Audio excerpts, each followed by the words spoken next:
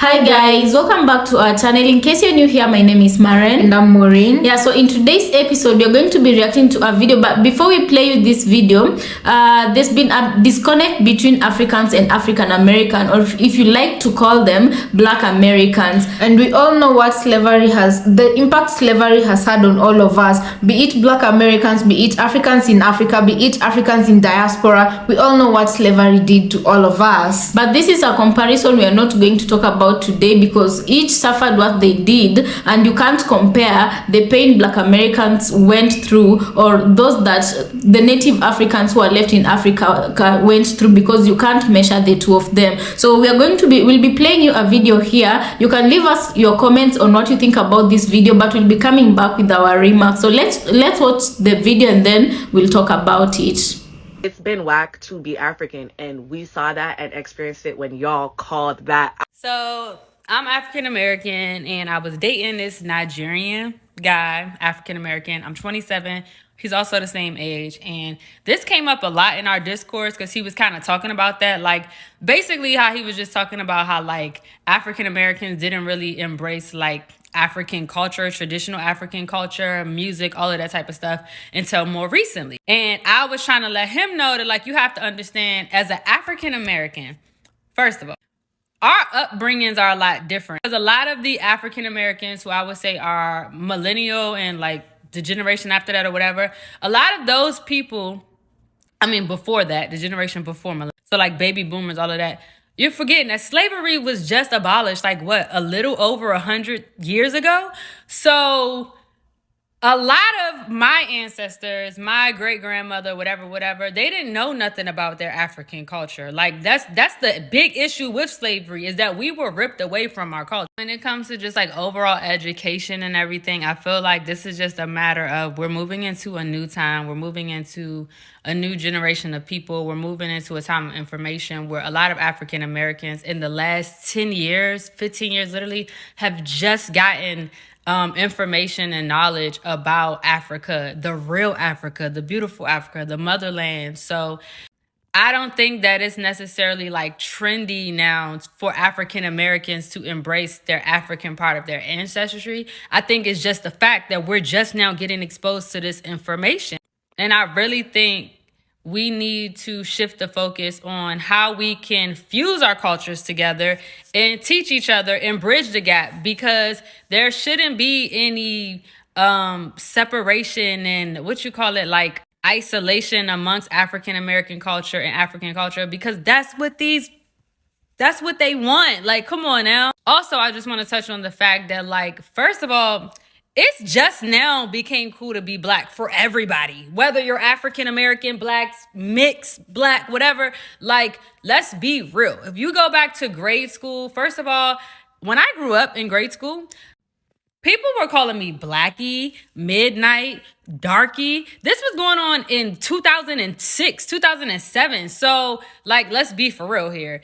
I don't feel like my true Blackness, my true beauty was truly, really, really accepted until I like went to college, if I'm being 100. Like, but as for the like picking on African, I want y'all to understand that that's what was taught to us. We did not know anything better. So we did not know what to say better about African people. You get what I'm saying? Like, it's kind of like the ignorance is bliss thing, and we're just now coming into the education. So she talks about how they're only now getting to embrace the African culture, and they're only now getting to embrace the African music and everything African. And she talks about how they didn't have, they really couldn't have that in the earlier days, because not even their grandparents, they didn't know their roots, their African roots. And she mentioned something very important about Africans taking offense that Black Americans don't embrace our culture. And this is where I'd like to correct even the African people, because I'm African. We shouldn't be taking offense when we find Black Americans don't know some things about the African culture, because as we were raised with our own culture, even the Black American people, they have their own culture that they were raised with. You know, that does not make them any less African American, and that does not make them any less Black. You understand? I think the biggest takeaway for me is the part where she says both Black Americans and Africans should find a way to see how both their cultures can fuse and become one, or coexist in the same in the same room. Yeah, she also mentioned something about them, them picking.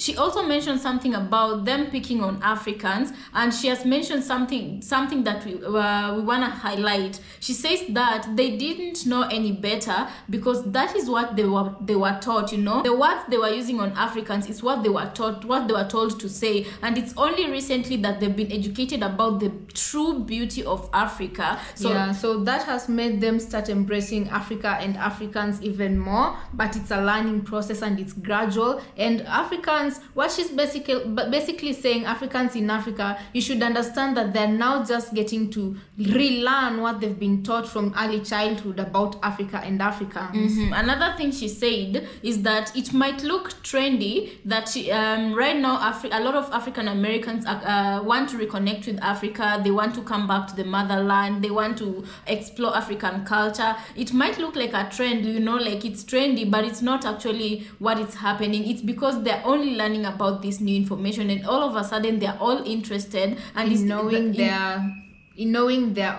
roots of origin, because long time ago, back then in 2006, going backwards, there was no real information about how they could find their ancestry and if it was back in Africa. And she said something about right now it's a good time to be black and to be African because, as she said, some people take it like it's a trend, and you can see this through some of the influential figures in America. If I'm not wrong, people like Kim Kardashian, the Kardashian family, I believe it's a nice blend of everything. People, because the Kardashians have biracial baby, now all of a sudden people want to mix their blood and have biracial babies who are half black. So in essence, we are just saying Africans everywhere, we all need to unite, merge our cultures, and without judging each other, with zero judgment. We need to come together, unite, and speak one language, because the people who separated us, those who separated us and took us to different continents, different regions, they are happy when we stay separated, because you guys, you realize when black people come together, you realize what that happens. They create something magical, something beautiful. Black people have a nice culture. Black people have a good vibrance, they have good energy, and it's why here in Africa, it's why Africans love African Americans. It's why you see Africans emulating, the lifestyle of African Americans or Black Americans, the way they talk, the way they walk, the way they dress, that you can see a lot of influence going on there. You won't find many Africans emulating white people, but you'll find many Africans, like a higher percentage, emulating how black people talk. You'll find many Africans emulating how black people eat, their vibe, Yeah, so let us know what you think about this video. We'd really like to hear from you. What do you think about this? It doesn't matter if you're African in the Caribbean. It doesn't matter if you're African in the African continent. It doesn't matter if you're African from wherever you're watching. We're all one. We speak one language. At the end of the room, if they take a Kenyan person or an African person from whatever part of Africa, they take a Black American person and they take a Caribbean person, they all put us in a room. We are all gonna Asians, Black Asians. You put them all in one room, you won't know where they come from. You'll think that they're all Africans until they start talking. That's when you'll know this one comes from this region of the world. So let us know what you think about this video, and we'll be very much happy if you support us by subscribing to the channel. Leave us a like and we'll appreciate it very much. So thank you so much for watching. It's a goodbye for us for now. Let's catch you on the next episode. Bye.